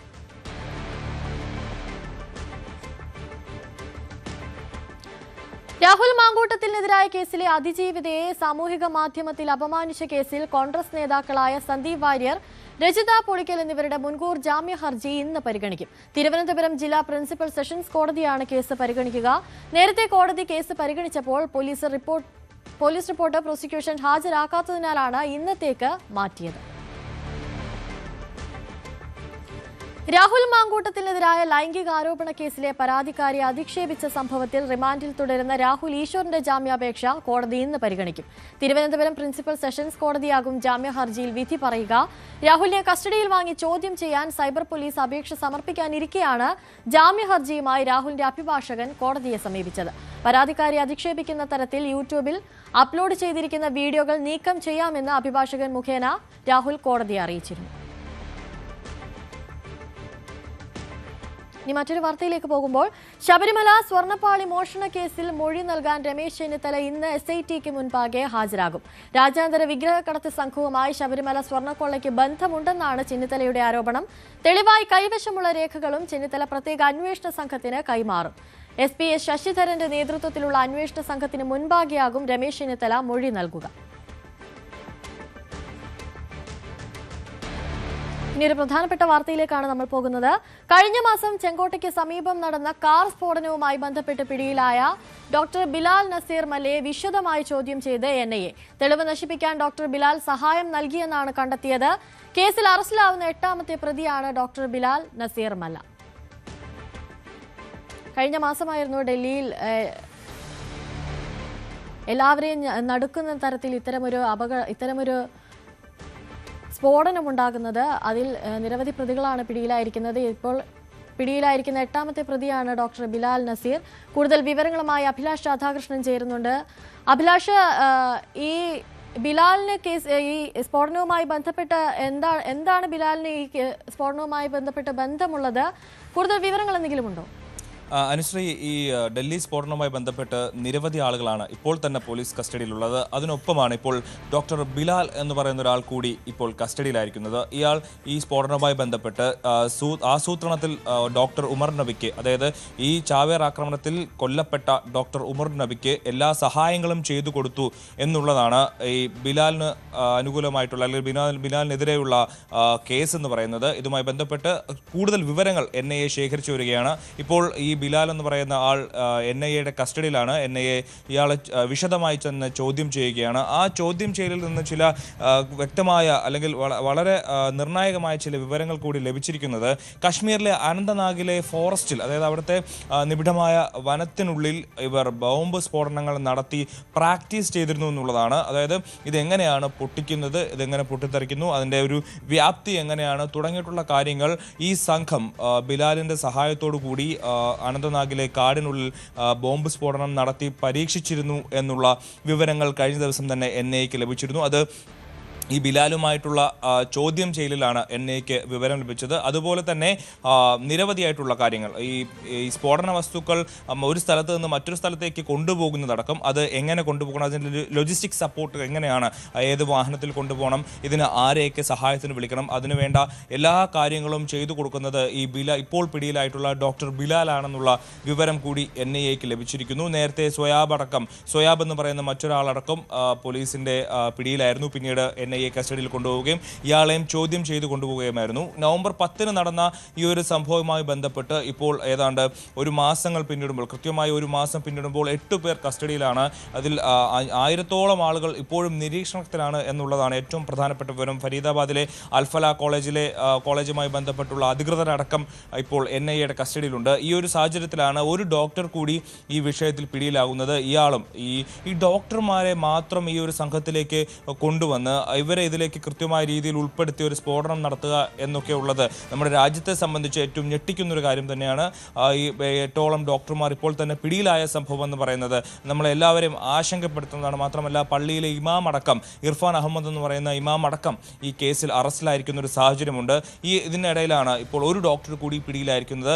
ഇയാളെ സംബന്ധിച്ച് ഉമർ നബിയുമായി ബന്ധപ്പെട്ട് നമ്മളിപ്പോൾ സ്ക്രീനിൽ കാണുന്ന ഉമർ നബിയുമായി ബന്ധപ്പെട്ട് എല്ലാ രീതിയിലും അയാൾക്ക് ഈ സ്ഫോടനം നടത്തുന്നതിനുള്ള സഹായങ്ങൾ ചെയ്തു കൊടുത്തു എന്നുള്ളതാണ് ഇയാളുമായി ബന്ധപ്പെട്ടുള്ള ഏറ്റവും പ്രധാനമായ അക്യൂസേഷൻ. അയാളിപ്പോൾ NIA കസ്റ്റഡിയിലാണ്. കഴിഞ്ഞ 7 ദിവസമായി ഇയാൾ കസ്റ്റഡിയിലുണ്ട്. ഇപ്പോൾ വിശദമായി ചോദ്യം ചെയ്തു വരികയാണ്. ഈ കസ്റ്റഡിയിലെടുത്ത സാഹചര്യത്തിൽ ഇയാൾക്കെതിരെ തെളിവുകൾ കണ്ടെത്തിയ സാഹചര്യത്തിലാണ് NIA ഇയാളുടെ അറസ്റ്റ് രേഖപ്പെടുത്തിയിരിക്കുന്നത്. മാത്രമല്ല നിരവധി ആളുകൾ ഇപ്പോൾ ഹരിയാന, ഉത്തർപ്രദേശ്, അതുപോലെ ജമ്മു കാശ്മീർ തുടങ്ങിയ സ്ഥലങ്ങളിലെല്ലാം ഇതുമായി ബന്ധപ്പെട്ട ആളുകളുണ്ട്. അവരിൽ ഒരുപാട് പേര് അറസ്റ്റ് ചെയ്തിരിക്കുന്നു. ഇതിൽ ഒരു ബിലാൽ എന്ന് പറഞ്ഞ മറ്റൊരു ബിലാൽ എന്ന് പറയുന്ന ഒരാളുള്ള ബിലാൽ വാനി, ഇയാൾ കാശ്മീർ സ്വദേശിയാണ്. ഇയാൾ ഇതിൽ റോക്കറ്റുകളും അതുപോലെ ഡ്രോണുകളും ഉണ്ടാക്കാൻ സഹായിച്ച ഒരാളാണെന്ന് കൂടിയുള്ള വിവരങ്ങൾ പുറത്തു വന്നിരുന്നു. അയാളും ഇപ്പോൾ പോലീസിന്റെ അല്ലെങ്കിൽ NIA കസ്റ്റഡിയിലാണ്. ചോദ്യം ചെയ്യൽ തുടരുകയാണ്. അങ്ങനെ കഴിഞ്ഞ ഒരു മാസമായി വലിയ രീതിയിലുള്ള അന്വേഷണം നടത്തി മുന്നോട്ട് പോകുമ്പോഴാണ് കൂടുതൽ അറസ്റ്റുകൾ ഈ ഡൽഹി സ്ഫോടനവുമായി, ചെങ്കോട്ട സ്ഫോടനവുമായി ബന്ധപ്പെട്ട് ഉണ്ടായിരിക്കുന്നത്. ഏറ്റവും നിർണായകമായ കാര്യമാണ്. കാരണം രാജ്യത്തെ അസ്ഥിരപ്പെടുത്താനുള്ള, രാജ്യത്തിനകത്തു നിന്നുള്ള ആളുകളെ ഉപയോഗിച്ചുകൊണ്ടുള്ള ചില നീക്കങ്ങൾ, അതിൽ പാകിസ്ഥാനിലെ ജെയ്ഷെ മുഹമ്മദ് അടക്കമുണ്ടെന്നുള്ള വിവരങ്ങൾ നേരത്തെ തന്നെ നമ്മൾ പുറത്തുവിട്ടിരുന്നതാണ്. ഈ ഒരു സാഹചര്യത്തിൽ രാജ്യത്തെ വിവിധയിടങ്ങളിലുള്ള ഡോക്ടർമാരെ ഇവരുടെ സംഘത്തിലേക്ക് ചേർത്ത് വെച്ചു എന്നുള്ളതാണ് ഇതിൽ നമ്മൾ ഏറ്റവും ആശങ്കപ്പെടുന്ന ഒരു കാര്യമെന്ന് പറയുന്നത്. മാത്രമല്ല ഇവരെന്തുകൊണ്ട് ഈ ഡോക്ടർമാരെ തിരഞ്ഞെടുത്തു എന്നുള്ളതിൽ ഒരു കൃത്യമായ ഒരു അന്വേഷണം വേണം. എന്തുകൊണ്ട് മറ്റ് പ്രൊഫഷനെല്ലാം വിട്ട് ഡോക്ടർമാരെ അടങ്ങുന്ന ഒരു സംഘത്തെ ഇവർ ഇതിലേക്ക് കൊണ്ടുവന്നു എന്നുള്ളതാണ് നമ്മളെ സംബന്ധിച്ച് ഏറ്റവും നമ്മൾ ഒരു ആകാംക്ഷയോടെ കാണുന്നത്. കാരണം ഒരു സമൂഹത്തിൽ സാധാരണയായി ഈ ജെയ്ഷെ മുഹമ്മദ് അടക്കമുള്ള സംഘടനകളുടെ അല്ലെങ്കിൽ ഭീകരവാദ സംഘടനകളുടെ ഒരു മോഡസ് ഓപ്പറൻഡി എന്ന് പറയുന്നത് ഇത്തരത്തിൽ സമൂഹത്തിൽ തീരെ താഴ്ന്ന തട്ടിലുള്ള അല്ലെങ്കിൽ ഒരു തരത്തിലും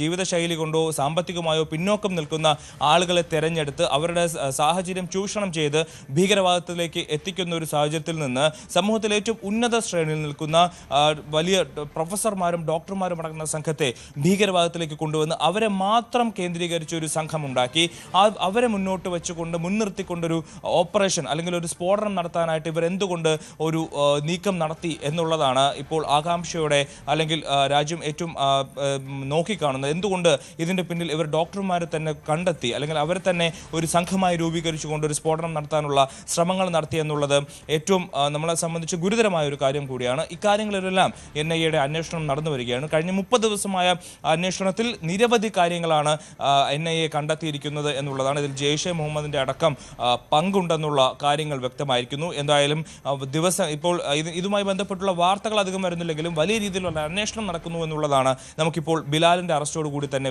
വെളിവായിരിക്കുന്നത്. എന്തായാലും വരുന്ന മണിക്കൂറുകളിലും ദിവസങ്ങളിലും കൂടുതൽ അറസ്റ്റുകളും കൂടുതൽ വെളിപ്പെടുത്തലുകളും ഈ ഒരു വിഷയവുമായി ഉണ്ടാകും എന്ന് തന്നെ വേണം നമുക്ക് കരുതാൻ. അനുശ്രീ. അഭിലാഷ്, അതുപോലെ തന്നെ ഇപ്പോൾ അഭിലാഷ് പറഞ്ഞതുപോലെ ഇതിന് വലിയൊരു മുന്നൊരുക്കം നടന്നിരുന്നു എന്ന വെളിപ്പെടുത്തലാണ് ബിലാൽ നസീർ നടത്തിയിരിക്കുന്നത്. അങ്ങനെയെങ്കിൽ നേരത്തെ ഒരു കണ്ടെത്തലുണ്ടായിരുന്നു, ഇത് മറ്റെവിടേക്കെങ്കിലും ഈ സ്ഫോടക വസ്തു കൊണ്ടുപോകുമ്പോൾ അബദ്ധത്തിൽ പൊട്ടിയതായിരിക്കാം എന്നൊരു കണ്ടെത്തലൊക്കെ ഉണ്ടായിരുന്നു. അപ്പോൾ ഇതിന് വലിയൊരു മുന്നൊരുക്കം നടന്നു എന്ന് പറയുന്ന സാഹചര്യത്തിൽ ഇത് ഡൽഹിയിൽ ഒരു വലിയൊരു ബ്ലാസ്റ്റിനുള്ള മുന്നൊരുക്കമായിരുന്നു ഈ സംഘത്തിൻ്റെത് എന്ന് വേണ്ട നമ്മൾ മനസ്സിലാക്കാൻ. അനുശ്രീ, അക്കാര്യത്തിൽ നേരത്തെ തന്നെ ഒരു വ്യക്തത ഉണ്ടായിരുന്നതാണ്. ഡിസംബർ 6-ന്, അതായത് ഈ ബാബറി മസ്ജിദ് തകർത്ത ദിവസത്തിൽ, അതായത് അതിൻ്റെ വാർഷിക ദിനത്തിൽ രാജ്യത്തുടനീളം ഡൽഹിയിലെ പല സ്ഥലങ്ങളിലും ഉത്തർപ്രദേശും ബന്ധപ്പെട്ട് കിടക്കുന്ന പല സ്ഥലങ്ങളിലും ബോംബ് സ്ഫോടനം നടത്തണമെന്നുള്ളൊരു പദ്ധതി ഇവർക്കുണ്ടായിരുന്നതായി ഉമർ നബിയുടെ, അതായത് ഈ ചെങ്കോട്ട സ്ഫോടനത്തിൽ കൊല്ലപ്പെട്ട ഉമർ നബിയുടെ രേഖകൾ പരിശോധിച്ചപ്പോൾ തന്നെ അന്ന് തന്നെ വ്യക്തമായിരുന്നതാണ്. രാജ്യത്ത് പലയിടങ്ങളിൽ ഒരേ സമയം സ്ഫോടനം നടത്താനുള്ള ശ്രമങ്ങൾ ഇവരുടെ ഭാഗത്തുനിന്നുണ്ടായിരുന്നു. നേരത്തെ പറഞ്ഞ ഈ ബിലാൽ ജാസിർ വാനി, ഇയാൾ ഈ ഡ്രോണുകളും മറ്റ് സംവിധാനങ്ങളും ഉണ്ടാക്കാൻ പ്രാപ്തനായിട്ടുള്ള ഒരാളാണ്. അയാൾ ഉപയോഗിച്ചുകൊണ്ട് രാജ്യത്തെ പലയിടങ്ങളിലും, അതായത് ഈ ആളുകൾ ഏറ്റവും കൂടുതൽ കൂടുന്ന സ്ഥലത്ത്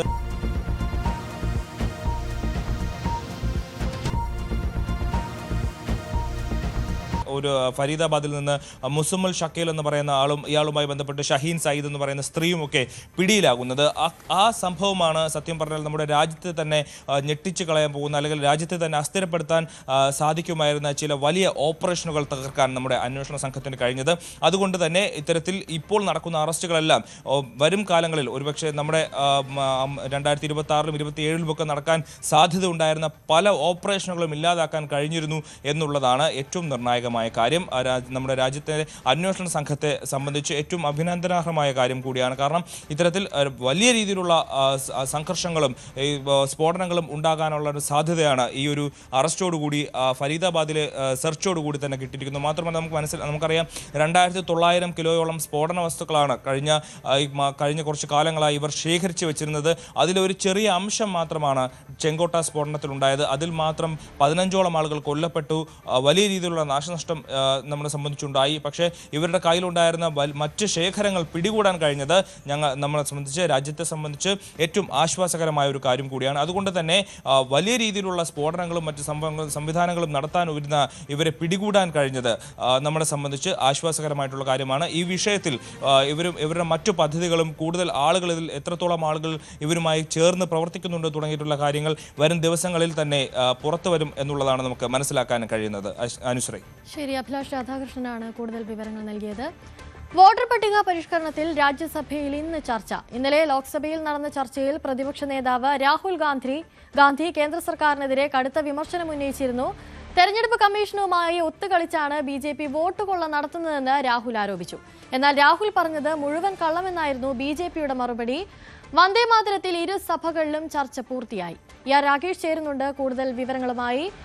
രാകേഷ്, എന്തൊക്കെയായിരിക്കും ഇന്നത്തെ ചർച്ചയിലെ പ്രധാന വിഷയങ്ങൾ? അതുപോലെ തന്നെ ശരി, രാകേഷിലേക്ക് വരാം. ഇന്നായിരിക്കും SIR-ൽ കൂടുതൽ ചർച്ചകൾ നടക്കുക എന്നുള്ള വിവരങ്ങളാണ് പുറത്തു വരുന്നത്. തെരഞ്ഞെടുപ്പ് കമ്മീഷനുമായി ഒത്തുകളിച്ചാണ് BJP വോട്ട് കൊള്ള നടത്തുന്നതെന്നാണ് രാഹുൽ ആരോപിച്ചിരുന്നത്. രാകേഷിലേക്ക് പോകാം. രാകേഷ്, എന്തൊക്കെയായിരിക്കും ഇന്നത്തെ ചർച്ചയിലെ പ്രധാന വിഷയങ്ങൾ? അതുപോലെ തന്നെ ഇന്നലെ രത്തൻ ഖേൽക്കർ നടത്തിയ ഒരു പരാമർശമുണ്ടായിരുന്നു. 22 ലക്ഷത്തിലേറെ വോട്ടർമാരെ കേരളത്തിൽ ഇനിയും കണ്ടെത്താൻ സാധിച്ചിട്ടില്ല എന്നുള്ള പരാമർശമൊക്കെയുണ്ട്. ഈ സഭാ സമ്മേളനത്തിന്റെ ആദ്യ ദിവസം മുതൽ പ്രതിപക്ഷം ഉന്നയിക്കുന്ന പ്രധാനപ്പെട്ട ആവശ്യമാണ് വോട്ടർ പട്ടിക പരിഷ്കരണത്തിൽ ചർച്ച വേണമെന്നുള്ളത്. ഇന്നലെയാണ് ചർച്ച ഇക്കാര്യത്തിൽ നടന്നത്. ലോക്സഭയിലായിരുന്നു ചർച്ച. ഈ ചർച്ചയിൽ സർക്കാരിനെതിരെയും തെരഞ്ഞെടുപ്പ് കമ്മീഷനെതിരെയും രാഹുൽ ഗാന്ധി കടുത്ത വിമർശനവും ആരോപണവുമാണ് ഉന്നയിച്ചത്. പ്രത്യേകിച്ച് BJPയുടെ നിർദ്ദേശപ്രകാരം തെരഞ്ഞെടുപ്പ് കമ്മീഷനുമായി ഒത്തുകളിക്കുന്നു എന്ന ഗുരുതരമായ ആരോപണം രാഹുൽ ഗാന്ധിയുടെ ഭാഗത്തുനിന്നുണ്ടായി. പ്രത്യേകിച്ച് അടുത്ത കാലത്ത് രാഹുൽ ഗാന്ധി ഉന്നയിച്ച ചില കാര്യങ്ങളും ഇന്നലെ സഭയിലും ആവർത്തിച്ചു അദ്ദേഹം. പ്രത്യേകിച്ച് ബീഹാറിൽ, ഒപ്പം മഹാരാഷ്ട്രയിൽ, ഹരിയാനയിൽ ഇവിടെയൊക്കെ തന്നെ തെരഞ്ഞെടുപ്പ് ജയിച്ചത് ഇത്തരത്തിൽ വോട്ട് കൊള്ള കൊണ്ടാണ് എന്ന ആരോപണമാണ് രാഹുൽ ഗാന്ധി ഉന്നയിച്ചത്. കൂടാതെ മുഖ്യ തെരഞ്ഞെടുപ്പ് കമ്മീഷണറെ അടക്കം നിയമന രീതിയെ രാഹുൽ ഗാന്ധി ചോദ്യം ചെയ്തു. നേരത്തെ സുപ്രീം കോടതി ചീഫ് ജസ്റ്റിസ് ഇതിൻ്റെ ഭാഗമായിരുന്നെങ്കിൽ ഇപ്പോൾ നിയമത്തിലൊക്കെ തന്നെ സർക്കാർ മാറ്റം വരുത്തി, അങ്ങനെ ഭരണഘടനാ സ്ഥാപനങ്ങളെയൊക്കെ തന്നെ അട്ടിമറിക്കുകയാണെന്ന ആരോപണം രാഹുൽ ഗാന്ധി ഉന്നയിക്കുകയും ചെയ്തു. അത്തരത്തിൽ ഏതാണ്ട് 30 മിനിറ്റ് നീണ്ട പ്രസംഗത്തിൽ പലപ്പോഴും ഭരണപക്ഷത്തു നിന്ന് വലിയ പ്രതിഷേധങ്ങളും ഉണ്ടാവുകയും ചെയ്തു. എന്നാൽ രാഹുൽ ഗാന്ധി നേരത്തെ പറഞ്ഞതും ഒപ്പം തന്നെ മറ്റ് ആരോപണങ്ങളും ആവർത്തിക്കുകയാണ് ചെയ്തിരിക്കുന്നത്. പക്ഷെ BJPയുടെ ഭാഗത്തുനിന്ന് പ്രതികരണം വന്നിട്ടുണ്ട്. BJP ഇപ്പോൾ ചൂണ്ടിക്കാണിക്കുന്നത് രാഹുൽ ഗാന്ധി പറഞ്ഞത് പച്ചക്കള്ളമാണ് എന്നാണ് BJP പ്രതികരിച്ചിരിക്കുന്നത്. മാത്രവുമല്ല, BJP ചോദിക്കുന്ന മറിച്ച് തിരിച്ച് കോൺഗ്രസിനോട് ചോദിക്കുന്ന ചോദ്യം UPA കാലത്ത് ഏത് തെരഞ്ഞെടുപ്പ് കമ്മീഷണർ നിയമനത്തിലാണ് ചീഫ് ജസ്റ്റിസ് അടക്കം ഭാഗമായിട്ടുള്ളത് എന്ന ചോദ്യമാണ് കോൺഗ്രസിനോട് BJP ഉന്നയിക്കുകയും ചെയ്തു. അങ്ങനെ അത്തരത്തിലെ ഏതെങ്കിലും മുഖ്യ തെരഞ്ഞെടുപ്പ് കമ്മീഷൻ ഉണ്ടെങ്കിൽ അവരുടെ പേര് വെളിപ്പെടുത്തണമെന്ന ആവശ്യം കൂടി ഇപ്പോൾ BJP ഉന്നയിക്കുകയാണ്. മാത്രവുമല്ല, രാഹുൽ ഗാന്ധി പ്രസംഗിച്ചത് ഇംഗ്ലീഷിലാണ്. ഇത് ബോധപൂർവമാണ് എന്ന് BJP ആരോപിക്കുന്നു. കാരണം ഇന്ത്യയിലെ തെരഞ്ഞെടുപ്പ് പ്രക്രിയ എന്ന് പറയുന്നത് അത് പൊള്ളയാണ് എന്ന് വരുത്തി തീർക്കാൻ വേണ്ടിയുള്ള ശ്രമം രാഹുൽ ഗാന്ധിയുടെ ഭാഗത്തുനിന്ന് ബോധപൂർവം ഉണ്ടായി എന്നാണ് ഇപ്പോൾ BJP ആരോപിക്കുകയും ചെയ്തിരിക്കുന്നത്. ഏതായാലും ലോക്സഭയിലെ ചർച്ച പൂർത്തിയായിട്ടുണ്ട്. ഇന്നിപ്പോൾ ചർച്ച നടക്കാൻ പോകുന്നത് രാജ്യസഭയിലാണ്. സമാനമായ രീതിയിൽ തന്നെ ലോക്സഭയിലെ പോലെ തന്നെ ഭരണ പ്രതിപക്ഷ ഏറ്റുമുട്ടലിന് വേദിയാകുമെന്ന കാര്യത്തിൽ രാജ്യസഭയും വേദിയാകുമെന്ന കാര്യത്തിൽ സംശയമില്ല. വന്ദേ ഭാരതത്തിലായിരുന്നു കഴിഞ്ഞ 2 ദിവസങ്ങളിലും ചർച്ച നടന്നത്. ആദ്യം ലോക്സഭയിൽ പ്രധാനമന്ത്രി ചർച്ചയ്ക്ക് തുടക്കം കുറിച്ചു. ഇന്നലെ രാജ്യസഭയിൽ കേന്ദ്ര ആഭ്യന്തരമന്ത്രി അമിത്ഷാ സംസാരിച്ചു. ഈ 2 പേരും സമാനമായ രീതിയിൽ കോൺഗ്രസിനെയും നെഹ്റുവിനെയും വിമർശിച്ചുകൊണ്ടാണ് തുടങ്ങിയത്. ഇന്ന് ഏതായാലും SIR-ലാണ് ചർച്ച രാജ്യസഭയിൽ നടക്കുന്നത്. സഭ പ്രക്ഷുബ്ധമാകുമെന്ന കാര്യത്തിൽ സംശയമില്ല. അനുശ്രീ. ശരി, രാകേഷാണ് കൂടുതൽ വിവരങ്ങൾ നൽകിയത്. മറ്റു വാർത്തയിലേക്ക് പോകുമ്പോൾ ഇൻഡിഗോ CEO പീറ്റർ എൽബേഴ്സിനോട് ഇന്ന് ഹാജരാകാൻ വീണ്ടും ആവശ്യപ്പെട്ട് വ്യോമയാന മന്ത്രാലയം. കേന്ദ്ര വ്യോമയാന മന്ത്രി റാം മോഹൻ നായിഡു ആണ് ഇക്കാര്യം സ്ഥിരീകരിച്ച് ഡിസംബർ 6 വരെ റദ്ദാക്കിയ എല്ലാ വിമാനങ്ങളുടെയും റീഫണ്ട് പൂർത്തിയായതായി ഇൻഡിഗോ അറിയിച്ചതായും മന്ത്രി വ്യക്തമാക്കി. ഇൻഡിഗോയുടെ 10% സർവീസുകൾ വെട്ടിക്കുറയ്ക്കാൻ കഴിഞ്ഞ ദിവസം സർക്കാർ തീരുമാനിച്ചിരുന്നു.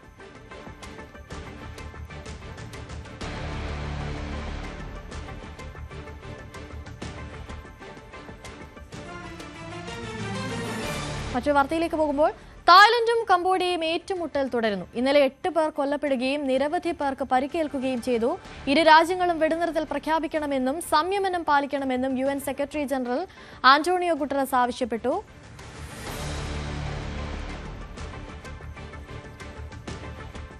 തായ്ലൻഡും കംബോഡിയയിലും ഏറ്റുമുട്ടൽ തുടരുകയാണ്.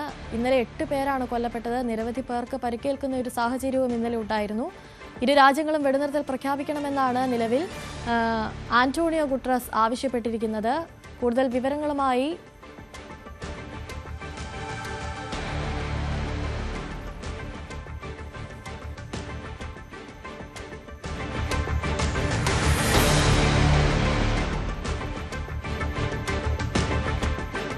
സംഘർഷം തുടരുന്ന സാഹചര്യത്തിൽ നിരവധി പേർ കൊല്ലപ്പെടുകയും പരിക്കേൽക്കുകയും ചെയ്യുന്ന ഒരു സാഹചര്യവുമൊക്കെയുണ്ട്.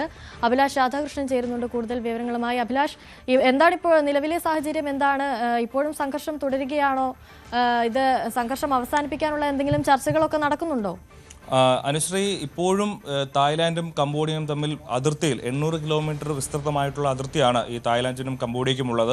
അപ്പോൾ ഇവിടെ പരസ്പരം അങ്ങോട്ടും ഇങ്ങോട്ടും ആക്രമണങ്ങൾ നടക്കുന്ന ഒരു സാഹചര്യമുണ്ട്. റോക്കറ്റ് ലോഞ്ചറുകളും തോക്കുകളും അതുപോലെ തന്നെ വായുസേന, ഇവരുടെ ഇരു രാജ്യങ്ങളുടെയും വായുസേനകളും പരസ്പരം ആക്രമിക്കുന്ന ഒരു സാഹചര്യമാണ് നിലവിലുള്ളത്. തായ്ലാൻഡിൽ 40,000-ത്തിലധികം ആളുകളെ അവിടുന്ന് സ്ഥലം മാറ്റി കഴിഞ്ഞു. അതുപോലെ കംബോഡിയയിൽ 55,000-ത്തോളം ആളുകളെയാണ് ഇപ്പോൾ മാറ്റി പാർപ്പിച്ചിരിക്കുന്നത്. നിലവിൽ തായ്ലാൻഡിൽ 4 സൈനികർ കൊല്ലപ്പെട്ടുവെന്നും 60ഓളം പേർക്ക് പരിക്കേറ്റിട്ടുണ്ടെന്നുള്ള വിവരങ്ങൾ പുറത്തു വരുന്നു. തിരിച്ച് കംബോഡിയയിൽ 9 സാധാരണക്കാരും നിരവധി സൈനികർക്കും പരിക്കേറ്റതായിട്ടുള്ള വിവരങ്ങൾ പുറത്തു വരുന്നുണ്ട്. അങ്ങനെ രണ്ട് രാജ്യങ്ങളും തമ്മിൽ പരസ്പരം ആക്രമണത്തിലേക്ക്, ഒരു സംഘർഷത്തിലേക്ക് കടന്നിരിക്കുന്നു എന്നുള്ളതാണ്. സൗത്ത് ഈസ്റ്റ് ഏഷ്യൻ നേഷൻസ് ആണ്. അപ്പോൾ നമ്മുടെ ഇന്ത്യയെ സംബന്ധിച്ചൊക്കെ വളരെ ഏറ്റവും അടുത്ത് കിടക്കുന്ന ഒരു രാജ്യങ്ങൾ കൂടിയാണ്. മാത്രമല്ല വളരെ അടുത്ത നയതന്ത്ര ബന്ധമുള്ള രാജ്യങ്ങളാണ്. തായ്ലാൻഡിലേക്ക് ഒരുപാട് ഇന്ത്യക്കാർ ദിനം പ്രതി പോകുന്ന ഒരു സ്ഥലം കൂടിയാണ്. വളരെ സുന്ദരമായിട്ടുള്ള ഒരു ടൂറിസം കേന്ദ്രം കൂടിയാണ് തായ്ലാൻഡ് എന്ന് പറയുന്നത്. അങ്ങനെ ഈ തായ്ലാൻഡിലേക്ക് യുദ്ധം വ്യാപിക്കുമ്പോൾ രണ്ട് രാജ്യങ്ങൾ, തൊട്ടടുത്ത് കിടക്കുന്ന രണ്ട് രാജ്യങ്ങൾ പരസ്പരം ആക്രമിക്കാൻ തുനിയുമ്പോൾ, മാത്രമല്ല കുഞ്ഞു രാജ്യങ്ങൾ കൂടിയാണ് ഇത്തരത്തിൽ ഈ പ്രദേശത്തേക്ക് കൂടി യുദ്ധം വ്യാപിക്കുന്ന ഒരു സാഹചര്യം എന്ന് പറയുന്നത് ആശങ്കപ്പെടുത്തുന്നതാണ്. ഇന്ത്യയും ചൈനയും യുണൈറ്റഡ് നേഷൻസും അമേരിക്കയും എല്ലാം, മലേഷ്യ തുടങ്ങിയ രാജ്യങ്ങളെല്ലാം ഇരുവരും സംയമനം പാലിക്കണമെന്നും ആക്രമണത്തിലേക്ക് കടക്കുന്ന ഒരു സാഹചര്യം ഒഴിവാക്കണമെന്നൊക്കെ ആവശ്യപ്പെടുന്നുണ്ടെങ്കിലും ഇരു രാജ്യങ്ങളും തമ്മിൽ ഇപ്പോൾ നിലവിൽ ഒരു സമവായത്തിലേക്ക് പോകാനുള്ള ഒരു സാധ്യതയില്ല. കാരണം രണ്ട് രാജ്യങ്ങളും പറയുന്നത് ഏതെങ്കിലും ഒരു തരത്തിൽ നയതന്ത്ര ബന്ധത്തിലേക്ക്, നയതന്ത്രപരമായി ഇത് അവസാനിപ്പിക്കാനുള്ള ഒരു സാഹചര്യം ഇപ്പോൾ നിലവിലില്ല. രണ്ടുപേരും പരസ്പരം വിട്ടുകൊടുക്കാൻ സാധ്യതയില്ലാത്ത അല്ലെങ്കിൽ താല്പര്യമില്ലാത്ത തരത്തിലാണ് ഇപ്പോൾ പ്രസ്താവനകൾ വന്നുകൊണ്ടിരിക്കുന്നത്. മാത്രമല്ല അതിൻ്റെ അനുരണനങ്ങൾ ഈ ഒരു അതിർത്തി മേഖലകളിൽ കാണുന്നുമുണ്ട്. അത്രയധികം ശക്തമായ രീതിയിലുള്ള ആക്രമണങ്ങൾ നടക്കുന്നുണ്ട്. ഇവരുടെ രണ്ടുപേരുടെയും സൈനികപരമായോ അത്ര വലിയ ശക്തികളൊന്നും അല്ലെങ്കിൽ പോലും ഇവർ പരസ്പരം ഏറ്റുമുട്ടുമ്പോൾ തുല്യ ശക്തികളാണെന്ന് വേണം നമുക്ക് മനസ്സിലാക്കാൻ. അത്തരത്തിലൊരു ആക്രമണങ്ങളാണ് നടന്നുകൊണ്ടിരിക്കുന്നത്. ഇത് കഴിഞ്ഞ 100 വർഷമായി നടക്കുന്ന ചില പ്രശ്നങ്ങളാണ് സത്യത്തിൽ. അതായത് ഇവരുടെ ഈ ഫ്രഞ്ച് കുടിയേറ്റവുമായി ബന്ധപ്പെട്ട് കംബോഡിയയിൽ ഉണ്ടായ ചില കാര്യങ്ങളും അതുമായി ബന്ധപ്പെട്ട് ഇവരുടെ അതിർത്തിയിൽ ഉണ്ടാകുന്ന ചില പ്രശ്നങ്ങളുമാണ് ഈ കഴിഞ്ഞ ഒരു നൂറ്റാണ്ടായി ഇപ്പോൾ നിലനിന്ന് പോകുന്നത്.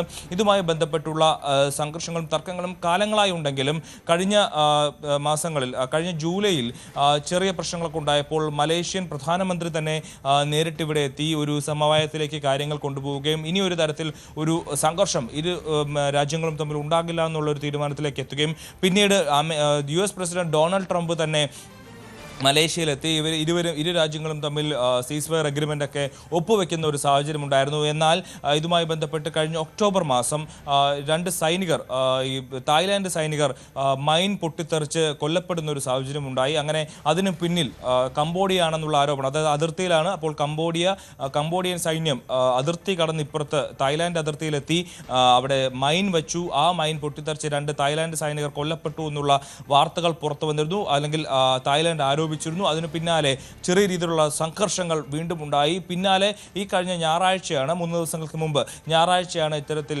വീണ്ടും ഒരു ആക്രമണം കംബോഡിയയുടെ ഭാഗത്തുനിന്നുണ്ടായി എന്നുള്ളതാണ് തായ്ലാൻഡിന്റെ ആരോപണം. തിരിച്ച് കംബോഡിയ പറയുന്നത് തായ്ലാൻഡാണ് തങ്ങളെ ആക്രമിച്ചത് എന്നുള്ളതാണ്. എന്തായാലും രണ്ടുപേരും പരസ്പരം ആരോപണങ്ങൾ ഉന്നയിച്ചുകൊണ്ട് ഒരു ആക്രമണത്തിലേക്ക് കടന്നു. ആ ആക്രമണം ഒരു വലിയ രീതിയിലുള്ള സംഘർഷത്തിലേക്ക് കടക്കുന്ന ഒരു സാഹചര്യമാണ് ഇപ്പോൾ ഉള്ളത്. നമ്മുടെ ഇന്ത്യയെ സംബന്ധിച്ച് ഇന്ത്യ അടക്കം ഉള്ള രാജ്യങ്ങൾ, ഇന്ത്യയും ചൈനയും, ഏഷ്യയിലെ ഏറ്റവും വലിയ രാജ്യങ്ങളായിട്ടുള്ള ഇന്ത്യയും ചൈനയും ഇരു രാജ്യങ്ങളോടും കൃത്യമായ രീതിയിൽ ഒരു സംയമനം പാലിക്കണമെന്നും ആക്രമണങ്ങൾ നടത്തരുതെന്നും ആവശ്യപ്പെട്ടിട്ടുണ്ട്. എന്നിരുന്നാൽ പോലും ഇപ്പോൾ ഒരു നയതന്ത്ര ബന്ധത്തിലൂടെ ഈ ഒരു സംഘർഷം അവസാനിപ്പിക്കാനുള്ള ഒരു സാഹചര്യം ഇല്ല എന്ന് തന്നെയാണ് കൃത്യമായി തായ്ലാൻഡും കംബോഡിയയും പറഞ്ഞിരിക്കുന്നത്. ഏറെ ആശങ്കപ്പെടുത്തുന്ന ഒരു സാഹചര്യമാണ്.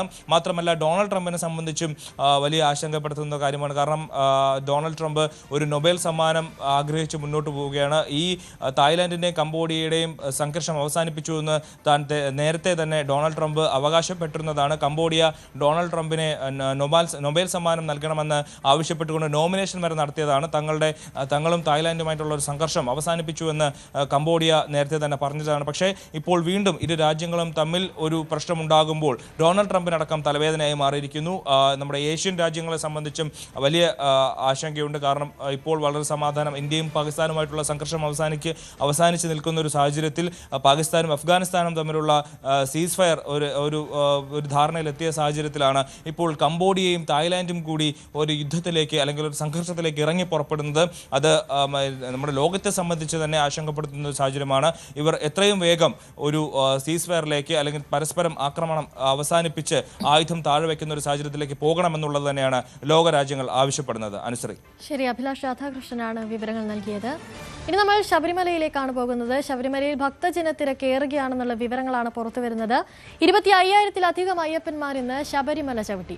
7,412 ഭക്തർ സ്പോട്ട് ബുക്കിംഗിലൂടെ സന്നിധാനത്തെത്തി. അതിനിടെ ശബരിമലയിൽ പോലീസ് ബാരക്കിലെ ജനാല അടർന്നു വീണ അപകടമുണ്ടായി. തലനാരിഴയ്ക്കാണ് തീർത്ഥാടകർ രക്ഷപ്പെട്ടത്. കൂടുതൽ വിവരങ്ങളുമായി സന്നിധാനത്ത് നിന്നും സാരംഗ് സുധാകരൻ ചേരുന്നുണ്ട്. സാരംഗ്, ഇന്ന് വലിയ തരത്തിലുള്ള തിരക്ക് അനുഭവപ്പെടുന്നുണ്ടോ? അതുപോലെ തന്നെ ഈ അപകടം അതെങ്ങനെയാണ് ഉണ്ടായത്? അനുശ്രീ, കഴിഞ്ഞ ദിവസങ്ങളേക്കാൾ കനത്ത തിരക്കാണ് ഇന്ന് അനുഭവപ്പെടുന്നത്. രാവിലെ മുതൽ തന്നെ 25,000-ലധികം ഭക്തരാണ് ശബരിമലയിലേക്ക് എത്തിയത്. രാവിലെ കഴിഞ്ഞ ദിവസം രാത്രി തന്നെ വലിയ രീതിയിലുള്ള തിരക്കുണ്ടായിരുന്നു. ഈ ഒരു പമ്പ മുതൽ സന്നിധാനം വരെയുള്ള പല ഭാഗങ്ങളിലും ഈ നിയന്ത്രണങ്ങളുണ്ട്. മല ചവിട്ടുന്ന കാര്യത്തിലടക്കം, അതായത് ഗ്രൂപ്പുകളായി തിരിച്ചുകൊണ്ടാണ് ഇപ്പോൾ സന്നിധാനത്തേക്ക് ഭക്തരെ എത്തിക്കുന്നത്. കൃത്യമായ രീതിയിൽ, അതായത് പോലീസിൻ്റെ ഒരു വിന്യാസവുമുണ്ട്, ഒപ്പം തന്നെ നിയന്ത്രണങ്ങളുമുണ്ട് എന്നാണ് മനസ്സിലാക്കാൻ കഴിയുന്നത്. ഈ ഒരു സന്നിധാനത്തെ തിരക്ക് മനസ്സിലാക്കിക്കൊണ്ട് അത് പരിഗണിച്ചുകൊണ്ടാണ് പിന്നീട് ഈ ഒരു പമ്പ മുതൽ ഭക്തരെ മല ചവിട്ടാനും മാത്രമല്ല അവിടുന്ന് കയറ്റി വിടുന്നതടക്കമുള്ള കാര്യങ്ങളിൽ നിയന്ത്രണമുള്ളത്. കഴിഞ്ഞ ദിവസം അടക്കം ഈ പുൽമേട് വഴിയുള്ള ഭക്തരുടെ വരവ് അത് നിയന്ത്രിച്ചിരുന്നു. കാരണം വന്യജീവി ആക്രമണം ഉണ്ടായിരുന്നു. ഒരു ഭക്തൻ്റെ, അതായത് ഒരു അയ്യപ്പൻ വരുന്ന വഴിയിൽ കാട്ടാനയുടെ ആക്രമണം ഉണ്ടായിരുന്നു. ആ ആക്രമണത്തെ തുടർന്ന് വന്യജീവി സാന്നിധ്യം കൂടുതലായി കണ്ടതുകൊണ്ട് തന്നെ ഇത്തരത്തിൽ ഈ ഒരു പുൽമേട് വഴിയുള്ള അയ്യപ്പന്മാരുടെ വരവിൽ കൃത്യമായ നിയന്ത്രണങ്ങൾ ഏർപ്പെടുത്തിയിട്ടുണ്ട്. 12 മണിക്ക് ശേഷം അതുവഴി ഇപ്പോൾ കയറ്റി വിടുന്നില്ല. മാത്രമല്ല ഈ ഒരു ഭക്തന്മാരെല്ലാവരും കടന്നു വന്നില്ല എങ്കിൽ ഈ ഒരു പോലീസും ഒപ്പം തന്നെ ഫോറസ്റ്റ് ഡിപ്പാർട്ട്മെൻറ്റ് അടക്കമുള്ള എല്ലാ ഭാഗങ്ങളിൽ നിന്നുമുള്ള തിരച്ചിലടക്കം നടത്തേണ്ടതുണ്ട്. അത് നിലവിലെ സാഹചര്യത്തിൽ വലിയ ബുദ്ധിമുട്ടും പോലീസിനെ അത് നേരിടുന്നുണ്ട്. അതുകൊണ്ട് തന്നെ ഇത്തരത്തിൽ വലിയൊരു ബുദ്ധിമുട്ട് ഇല്ലാത്ത രീതിയിൽ ഇങ്ങനെ പോലീസിൻ്റെയും മറ്റ് സേനാ വിന്യാസങ്ങളുടെയും നിയന്ത്രണങ്ങൾ കടുപ്പിച്ചുകൊണ്ട് കൃത്യമായ രീതിയിൽ ഒരു അയ്യപ്പനെ ദർശിക്കാനുള്ളൊരു സാഹചര്യമാണ് ഇപ്പോൾ ഒരുക്കിക്കൊണ്ടിരിക്കുന്നത്. എവിടുന്നാണ് ഏട്ടാ? തമിഴ്നാട്, വെല്ലൂർ. ഇവിടെ ഇരിക്കും, ക്രൗഡ് എവിടെ ഇരിക്കും? இல்லை 7 hours சார். நேற்று ஈவினிங் பம்பா 6:30, நைட் 1:30 சாமி தர்ஷன், சிவில் தர்ஷன். 18 ஸ்டெப்ஸ் மட்டும் நைட் 1:30 சிவில் தர்ஷன் சாமி. எப்படி இருக்கு sir? crowd over. Children's no crowd over. അതുതന്നെയാണ് അനുശ്രീ, ഒരു തിരക്കാണ് ഭക്തജനങ്ങൾ കൂടുതലായും പരാതിപ്പെടുന്ന ഒരു വിഷയം. അത്തരത്തിൽ പളനി തിരക്ക് നല്ല തിരക്ക് തന്നെ. നടപ്പെന്ന് വന്നിട്ട് കുറേ നേരം കൂടി. എത്ര മണിക്ക് കയറിയത്? ഞങ്ങള് നടപ്പന്തൽ 12 മണിക്ക് താഴത്തുനിന്ന് കയറിയത്. തൊളുമ്പോൾ ഇവിടെ തൊളുമ്പോൾ സമയം 5-6 മണി. വേറെ ബുദ്ധിമുട്ടുണ്ട്. സ്വാമി ശരണം. തരത്തിലാണ് വലിയൊരു ബുദ്ധിമുട്ടില്ലാത്ത രീതിയിൽ ഇവർ ഭക്തർ ജനങ്ങൾക്ക് ഈ തിരക്കല്ലാതെ വേറെ ബുദ്ധിമുട്ടുകൾ ഒന്നും തന്നെ ഇപ്പോൾ അവർ പരാതിപ്പെടുന്നില്ല എന്നതാണ് ഇതിൽ ഏറ്റവും പ്രധാനപ്പെട്ട ഒരു കാര്യം എന്ന് പറയുന്നത്. അമ്മ എവിടെ നിന്നാ? ரொம்ப கஷ்டமா இருக்கு, கூட்டம் அதிகமா இருக்கு. நாங்க வேலூர் ஆரணி. எத்தனை மணிக்கு கேறியது? நேத்து 6 மணிக்கு ஸ்டார்ட் பண்ணோம். நைட் சாயந்தரம் 6 மணிக்கு நைட்டு 1:30க்கு தான் மேலே ஏறணும். தங்கி விட்டாங்க. லேட் ஆயிடுச்சு. சாமி பார்க்கல. 18 படி ஏறிட்டு அப்படியே இஸ்து விட்டாங்க. இப்போ சாமி பார்த்துட்டு போனதுக்கு இப்போ 1 மணி நேரமா வெயிட்டிங்கில் இருக்கிறோம். അങ്ങനെയാണ് ഈ തിരക്കാണ് എല്ലാവരും പരാതിപ്പെടുന്നത്. അതിൽ നമുക്ക് യാതൊരുവിധ ഇത്തരത്തിൽ വലിയ ബുദ്ധിമുട്ടുകൾ അനുഭവപ്പെടുന്നുണ്ട് എല്ലാവർക്കും. കൂടുതലായി ഇപ്പോൾ ഈ തെരഞ്ഞെടുപ്പിൻ്റെ ചൂടിൽ നിൽക്കുന്നത് കൊണ്ട് തന്നെ ഈ ഒരു മറ്റ് സംസ്ഥാനങ്ങളിൽ നിന്നുള്ള ഭക്തജനങ്ങളാണ് കൂടുതലായും സന്നിധാനത്തേക്ക് എത്തുന്നത് എന്നാണ് നമുക്ക് മനസ്സിലാക്കാൻ കഴിയുന്നതടക്കം. പിന്നെ ഈ അനുസരിച്ച് സൂചിപ്പിച്ചതുപോലെ തന്നെ കഴിഞ്ഞ ദിവസം ഉണ്ടായ അപകടം അത് ഈ ഒരു ജനൽച്ചില്ല പൊളിഞ്ഞ് താഴേക്ക് വീഴുകയായിരുന്നു. പോലീസ് ബാരക്കിൻ്റെ AB എന്ന രേഖപ്പെടുത്തിയിട്ടുള്ള കെട്ടിടത്തിൻ്റെ താഴേക്ക് ഈ ഒരു ജനൽച്ചില്ല പൊട്ടി വീഴുകയായിരുന്നു. ആ സമയത്ത് ഭക്തജനങ്ങൾ അവിടെ ഇല്ലാത്ത ഒരു സാഹചര്യമായതുകൊണ്ട് തന്നെ അത് വലിയ അപകടത്തിലേക്ക് കാര്യങ്ങൾ നയിച്ചില്ല. ഉടൻ തന്നെ അവിടുന്ന് ഭക്തജനങ്ങൾ മാറിപ്പോവുകയായിരുന്നു. പിന്നീട് ആ ഒരു ജനൽച്ചില്ലയും മറ്റും അവിടുന്ന് മാറ്റുകയായിരുന്നു. രാത്രിയാണ് പലരും ആ വഴിക്ക് പോകുന്ന സമയം കൂടിയായിരുന്നു. പക്ഷേ ഈ ഒരു ശബ്ദം കേട്ടടക്കം ഇവിടെ നിന്നും മാറുകയായിരുന്നു ഭക്തജനങ്ങൾ. അതുകൊണ്ട് തന്നെയാണ് വലിയൊരു അപകടം ഒഴിവായത്. ഇപ്പോൾ അത് കാലപ്പഴക്കം കാരണമാണ് ഇത്തരത്തിലൊരു അപകടത്തിലേക്ക് കാര്യങ്ങൾ നയിച്ചത് എന്നാണ് മനസ്സിലാക്കാൻ കഴിയുന്നത്. വലിയൊരു ജനൽച്ചില്ലയല്ല, പക്ഷേ എന്നിരുന്നാലും അടിയിൽ ആളുണ്ടായിരുന്നെങ്കിൽ, അയ്യപ്പന്മാർ ഉണ്ടായിരുന്നുവെങ്കിൽ അത് പരിക്കേൽക്കാനും കൂടുതൽ ഗുരുതരമായ പരിക്കേൽക്കാനും അടക്കമുള്ള ഒരു സാഹചര്യം ഉണ്ടായിരുന്നു. പക്ഷേ ഭാഗ്യവശാൽ അത്തരത്തിലൊരു കൂടുതൽ അപകടത്തിലേക്ക് കാര്യങ്ങൾ പോയില്ല എന്നാണ് മനസ്സിലാക്കാൻ കഴിയുന്നത്. അതുകൊണ്ട് തന്നെ ഇപ്പോൾ അത് അതിന് വേണ്ട ക്രമീകരണങ്ങൾ അത് ആ ഭാഗത്ത് കൂടുതൽ പുനഃപ്രവർത്തനങ്ങളടക്കം നടത്താനുള്ള ഒരു തയ്യാറെടുപ്പിലാണ് ഇപ്പോൾ പോലീസ് അടക്കം. നിലവിൽ തിരക്ക് തുടരുകയാണ് അനുശ്രീ. ഇന്ന് കൂടുതൽ ഭക്തജനങ്ങൾ എത്താനുള്ളൊരു സാധ്യതയുണ്ട്. കാരണം രാവിലെ തന്നെ 25,000-ലധികം എന്ന് പറയുമ്പോൾ ഇനി വരുന്ന മണിക്കൂറിൽ കൂടുതൽ തിരക്ക് ഇനിയും ഉണ്ടാവാനുള്ള സാധ്യതയുണ്ട്. അത് കണക്കിലെടുത്തുകൊണ്ട് തന്നെ ഈ അയ്യപ്പന്മാർ 2 തവണ ദർശനം നടത്തുന്ന സാഹചര്യങ്ങളൊക്കെ ഉണ്ടാവാറുണ്ട്. അങ്ങനെയുള്ള കാഴ്ചകളൊക്കെ നമ്മൾ കാണുന്നതാണ് വാർത്തകളിലൂടെയൊക്കെ. അപ്പോൾ അത് നിയന്ത്രിക്കാൻ എന്തെങ്കിലും തരത്തിലുള്ള മാർഗങ്ങൾ തയ്യാറാകുന്നുണ്ടോ? അനുശ്രീ, അത്തരത്തിലൊരു സാഹചര്യം നിലവിലുണ്ട്. പക്ഷേ ഈ ഒരു വലിയൊരു തിരക്ക് ഭക്തജനങ്ങൾക്ക് അങ്ങനെ രണ്ടാമതൊരു ദർശനം നടത്താനുള്ള സാഹചര്യം ഉണ്ടോ എന്നുള്ള കാര്യം ഒരു ചോദ്യമായി നിൽക്കുന്നുണ്ട്. കാരണം മണിക്കൂറുകളോളം കാത്തു നിന്നിട്ടാണ് ഈ സിവിൽ ദർശനം അടക്കം നടത്താൻ സാധിക്കുന്നത്. പക്ഷേ ആ ഒരു സാഹചര്യം ഇല്ല എന്ന് പറയാൻ പറ്റില്ല. കാരണം കഴിഞ്ഞ ദിവസം 2 ദിവസം മുൻപേ അടക്കം ദർശനം കഴിഞ്ഞ അയ്യപ്പന്മാർ ഇവിടെ സന്നിധാനത്ത് നിന്ന് പെട്ടെന്ന് മലയിറങ്ങുന്നത് കൊണ്ട് തന്നെ സന്നിധാനത്ത് വലിയൊരു തിരക്കുണ്ടായിരുന്നില്ല. പക്ഷേ ഇന്നത്തെ സാഹചര്യം അങ്ങനെയല്ല. കഴിഞ്ഞ ദിവസം ഈ ഒരു ക്യൂവിലും മറ്റും തുടർന്ന ഭക്തർ, അതായത് രാത്രിയോടുകൂടി സന്നിധാനത്തേക്ക് എത്തുന്ന ഭക്തർ വളരെ ചെറിയ സമയം കൊണ്ടാണ് ഈ ദർശനം നടത്താനുള്ള ഒരു സാഹചര്യമുള്ളൂ. അതുകൊണ്ട് തന്നെ അവർ അടുത്ത ദിവസം രാവിലെയും കാത്തു നിൽക്കും. ഒരു സംതൃപ്തി കിട്ടാൻ വേണ്ടി അടക്കം അവർ കൂടുതൽ സമയം ഇവിടെ ചിലവഴിച്ച് രണ്ടാമത് സിവിൽ ദർശനം നടത്തി കൂടുതൽ സമയം അവിടെ ചെലവഴിക്കുന്നതും ഒരു തിരക്കിനൊരു കാരണമാകുന്നുണ്ട്. അതിൽ ഇപ്പോൾ പോലീസിന് നിയന്ത്രണങ്ങൾ ഏർപ്പെടുത്തുന്നതിൽ പരിമിതികളുണ്ട് എന്നാണ് മനസ്സിലാക്കാൻ കഴിയുന്നത്. കാരണം ദർശനം നടത്തിയ ആൾക്കാരെ പിന്നീട് ഇങ്ങനെ രണ്ടാമത് ദർശനം നടത്താൻ കഴിയില്ല എന്നൊക്കെ പറയുന്നതിൽ നമുക്ക് അപ്രായോഗികത ഉള്ളത് കൊണ്ട് തന്നെ ഈ ഒരു തിരക്ക് കണ്ട് അവർ മാറി നിൽക്കുക എന്നല്ലാതെ കൂടുതൽ പിന്നീട് ആ ഒരു സിവിൽ ദർശനത്തിൻ്റെ ആൾക്കാരെ ചുരുക്കുക എന്നത് അടക്കമുള്ള നിയന്ത്രണങ്ങൾ ചിലപ്പോൾ കടന്നേക്കാം. പക്ഷെ നിലവിൽ എല്ലാവർക്കും, അതായത് ഇത് 18 പടി ചവിട്ടി വരുന്ന അയ്യപ്പന്മാർക്കും മറ്റെല്ലാവർക്കും ദർശനം നടത്താനുള്ള ഒരു സൗകര്യമുണ്ട്. ആ ഒരു സൗകര്യം നിലനിർത്തിക്കൊണ്ട് തന്നെ ഈ ഒരു തിരക്കിന് അപ്പുറത്തേക്കുള്ള ബുദ്ധിമുട്ടുകൾ ഒഴിവാക്കിക്കൊണ്ടാണ് ഇപ്പോൾ, അതായത് ഈ ഒരു മറ്റാരോഗ്യ പ്രശ്നങ്ങളൊന്നും തന്നെ നേരിടാതെ, അതായത് പല ഭാഗങ്ങളിലും നടപ്പന്തലിലായിക്കോട്ടെ മറ്റ് ഭാഗങ്ങളിലായിക്കോട്ടെ അവിടെയൊക്കെ വെള്ളം കൊടുക്കാനും ഈ വളണ്ടിയർമാരടക്കം വെള്ളവും ബിസ്ക്കറ്റും എല്ലാം നൽകിക്കൊണ്ട് ഭക്തർക്ക് സുഗമമായി അയ്യപ്പനെ ദർശിക്കാനുള്ള ഒരു സാഹചര്യം ഒരുക്കുന്നുണ്ട്. ആ സാഹചര്യങ്ങൾ കൃത്യമായി അയ്യപ്പന്മാർക്ക് ഈ ഒരു ദർശനത്തിൽ കൂടുതൽ സൗകര്യങ്ങൾ ഉണ്ടാകുന്നുണ്ട് എന്ന കാര്യം തീർച്ചയാണ്. തിരക്കുണ്ടെങ്കിൽ പോലും ഈ ഒരു നിലവിലെ സാഹചര്യങ്ങൾ കാലാവസ്ഥയടക്കം അനുകൂലമായതുകൊണ്ട് ഭക്തർക്ക് മറ്റ് ബുദ്ധിമുട്ടുകളില്ല. അതായത് ഒരാഴ്ച മുൻപടക്കം നോക്കുകയാണെന്നുണ്ടെങ്കിൽ ചെറിയ രീതിയിൽ മഴയും കനത്ത തണുപ്പുമായിരുന്നു. ഇപ്പോൾ ഒരു നാട്ടിലെ പോലെ തന്നെ ഒരു സാഹചര്യം, അതായത് ചെറിയൊരു തണുപ്പുണ്ടെന്ന് മാത്രമേ ഉള്ളൂ. പക്ഷേ അല്ലാത്ത രീതിയിൽ നോക്കുകയാണെങ്കിൽ കാലാവസ്ഥ വളരെ അനുകൂലമാണ്. തിരക്കല്ലാതെ ബാക്കി എല്ലാ രീതിയിലും സുഗമമായൊരു ഇത്തരത്തിലുള്ളൊരു ദർശനം നടത്തുക. പിന്നീട് ഈ ഒരു പോലീസിൻ്റെ കൃത്യമായ ഒരു നിയന്ത്രണമുണ്ട്. അതായത് ഗ്രൂപ്പുകളായി തിരിച്ചുകൊണ്ടാണ് കയറ്റിവിടുന്നത് നേരത്തെ സൂചിപ്പിച്ചിരുന്നു. അതുകൊണ്ട് മാത്രമല്ല ഈ ഒരു മറ്റ് സേനാ വിഭാഗങ്ങളടക്കം സന്നിധാനത്തുള്ളത് കൊണ്ട് തന്നെ കൃത്യമായ ഒരു ഏകീകരണം ഈ ഒരു സേനാ വിന്യാസത്തിലടക്കമുണ്ട്. ആ ഒരു തരത്തിൽ മറ്റ് ബുദ്ധിമുട്ടുകളില്ലാതെ ഇപ്പോൾ അയ്യപ്പന്മാർ തിരക്കൊഴികെ മറച്ചു നോക്കുകയാണെന്നുണ്ടെങ്കിൽ സുഗമമായി ദർശനം നടത്തി മടങ്ങുന്ന ഒരു കാഴ്ചയാണ് സന്നിധാനത്ത് നിന്ന് നമുക്ക് കാണാൻ കഴിയുന്നത്. അനുസരിച്ച് ശരി, സാരംഗ് സുധാകരനാണ് കൂടുതൽ വിവരങ്ങൾ നൽകിയത്. ഇനി രാവിലെയിലെ സ്പെഷ്യൽ സെഗ്മെന്റിലേക്കാണ് നമ്മൾ പോകുന്നത്. സ്പെഷ്യൽ ഡേയിലേക്ക് ചന്ദ്രഹാസന്റെയും ദീപ്തിയുടെയും മകൻ അമിത് ഹാസന്റെ 11ാം പിറന്നാളായിരുന്നു ഇന്നലെ. അച്ഛനും അമ്മയുമാണ് അമിതിന് ആശംസകൾ അറിയിച്ചിരിക്കുന്നത്. അമിതിന് ന്യൂസ് 18 പേരിലും ആശംസകൾ അറിയിക്കുകയാണ്. പൂച്ചൽ സ്വദേശി ഫെബയുടെയും അശ്വിന്റെയും വിവാഹമാണെന്ന് ഫെബയ്ക്കും അശ്വിനും വിവാഹാശംസകൾ അറിയിച്ചിരിക്കുന്നത് ഞങ്ങളുടെ മേക്കപ്പ് ഡിപ്പാർട്ട്മെന്റിലെ രതീഷ് ഭാരതിയാണ്. ഫെബയ്ക്കും അശ്വിനും ന്യൂസ് 18 പേരിലും വിവാഹാശംസകൾ നേരുകയാണ്. അടൂർ പന്നിവിട സ്വദേശി ലളിതയുടെ പിറന്നാളാണെന്ന് ആശംസകൾ അറിയിച്ചിരിക്കുന്നത് ഭർത്താവ് ഷാജിയവും മക്കൾ ആർച്ചയും അക്ഷരയുമാണ്. ബന്ധുക്കളുമൊക്കെ ആശംസകൾ അറിയിച്ചിരിക്കുകയാണ്. ലളിതയ്ക്ക് ന്യൂസ് 18 പേരിലും ആശംസകൾ നേരുകയാണ്.